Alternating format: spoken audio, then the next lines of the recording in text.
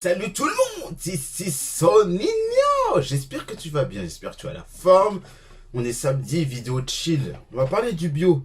Est-ce que c'est vraiment meilleur pour la santé? J'espère que tu es prêt, j'espère que tu es prête. Vamos!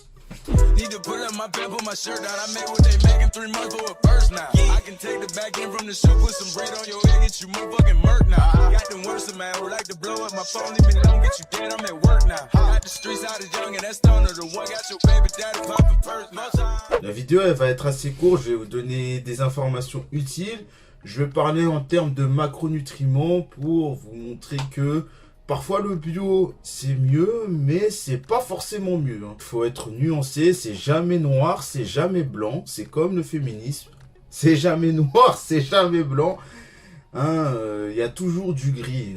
Il y a du gris pâle, il y a du gris clair foncé, il y a un peu de tout. Donc c'est parti pour le bio. En général, par rapport à l'alimentation normale, c'est censé avoir moins de pesticides, moins d'antioxydants. Le produit est censé donner un aspect beaucoup plus naturel et moins trafiqué. Toutes les entreprises qui produisent du bio, elles essayent de faire en sorte que les terres dont ils produisent les aliments ne soient le moins infectées possible, même s'il restera toujours des résidus, que ce soit dans l'air ou même dans la terre déjà, qui soient déjà contaminés. Mais il faut en sorte de trouver des endroits où que ce soit les produits bruts, naturels, ou que ce soit même d'autres produits entre guillemets fabriqués industriels aussi, ils essayent de faire en sorte de trouver des endroits où on transforme le moins possible les aliments. Donc là-dessus, tu auras moins de pesticides, moins de merde par rapport à un produit qui est non bio. Ça, c'est sûr et certain. Donc dans tous les cas, ce sera toujours mieux de prendre du bio que de prendre du non bio. Maintenant, on va parler en termes de macronutriments.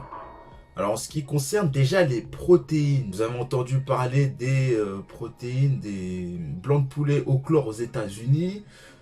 Ça fait pas envie quand tu sais que le poulet il est nettoyé au chlore. Vous avez aussi les animaux qui sont nourris n'importe comment, avec de la nourriture qui est souvent trafiquée derrière. Donc, les vaches qui sont trafiquées, même les animaux en quelque sorte, même les poules aussi, vu qu'ils produisent des œufs aussi.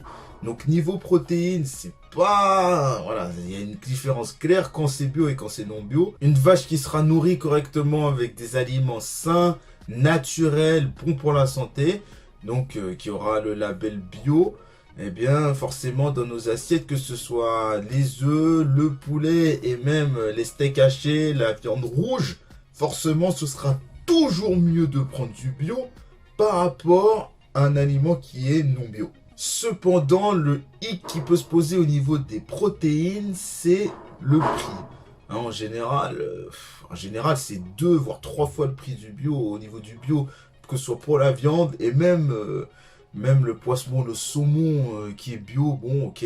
Mais les œufs, à la rigueur, c'est le meilleur compromis pour acheter du bio. Là, vous pouvez y aller au niveau des œufs bio, c'est la protéine la moins chère par rapport à viande, poisson, œufs. Prenez des œufs bio, c'est ce que je peux vous conseiller. Et vous pouvez vous permettre d'acheter de la viande bio si vous avez seulement les moyens. Mais essayez d'acheter la viande la moins trafiquée possible. Et de soit vous mangez moins de viande, soit vous en achetez le moins possible. Maintenant, on va passer aux lipides. Donc pour les lipides, tout ce qui est des huiles végétales, etc. Quand ce sont des huiles végétales, il n'y a pas de souci. Huile d'olive, huile de coco, l'huile de lin, ce sera toujours meilleur de prendre du bio que du non bio, certes. Mais bon, est-ce que ça change grand chose? Ça change quand même quelque chose, mais par rapport à du beurre ou aux huiles qui sont complètement néfastes pour la santé, genre l'huile d'arachide, l'huile de tournesol, le beurre, que tu prennes du bio ou que tu prennes du non bio, ça change rien. Ça reste du beurre, de l'huile d'arachide, de l'huile de tournesol, ça reste des huiles assez néfastes pour la santé, ça reste des sources de lipides qui ne sont pas nécessaires pour la musculation, en tout cas qui ne vont pas te faire progresser, que ce soit prise de masse, perte de poids. Donc vous avez des lipides qui sont bons, il y a une légère différence dans du bio et du non bio, mais vous avez d'autres sources de lipides qui sont un peu plus néfastes pour la santé. et qui font que ça change rien. Ça reste néfaste pour la santé, donc aucune différence entre du bio et du non bio. Et maintenant, on va passer aux glucides, évidemment. Donc les bons glucides, tout ce qui est patates douces, tout ce qui est riz, et même les pâtes semi-complètes, les pâtes avec une farine différente, avec une farine particulière, genre lentilles de quinoa, enfin bref, sarrasin. Là, forcément, il y a une différence si tu prends du bio, du non bio. Mais est-ce que c'est nécessaire forcément de prendre du bio? Personnellement, ce sera toujours mieux évidemment, mais est-ce que c'est nécessaire? Pas trop. Pas trop forcément. Vous avez aussi les flocons d'avoine. Hein. Je les mets dans le lot au niveau des féculents certes, mais il y a aussi les flocons d'avoine en général bio. En général, les flocons d'avoine, vous pouvez les prendre bio, c'est pas très cher. Hein. Allez-y. Mais si tu prends par exemple des céréales, vraiment tu sais, des céréales qu'on mangeait quand on était petit, tu prends les céréales et après tu mets le lait, forcément, il n'y a pas de différence. Ça reste du sucre rapide.